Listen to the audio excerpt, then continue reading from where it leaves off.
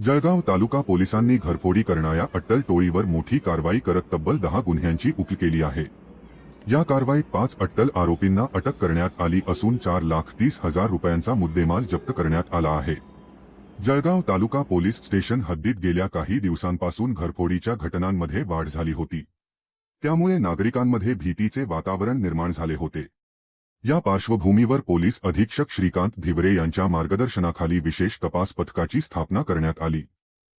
Police निरीक्षक शशिकांत पाटील यांच्या नेतृत्वाखाली गुप्त माहिती, तांत्रिक विश्लेषण आणि सीसीटीव्ही फुटेजच्या आधारे पोलिसांनी सापळा रचत गुरुजीत सिंग बाबरी, दीपक पाटील, राजेश राठोड, सुमित कोळी आणि महेश उर्फ संतोष भोई या 5 आरोपींना अटक केली।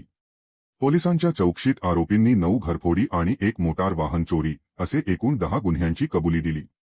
आरोपींकडून 2,30,000 रुपयांचा चोरीचा ऐवज आणि 2 लाख रुपये किमतीच्या 4 मोटारसायकली असा एकूण 4,30,000 रुपयांचा मुद्देमाल जप्त करण्यात आला।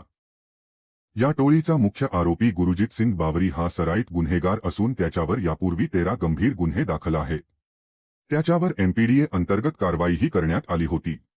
कारागृहातून सुटल्यानंतर त्याने पुन्हा गुन्हेगारी सुरू केली होती।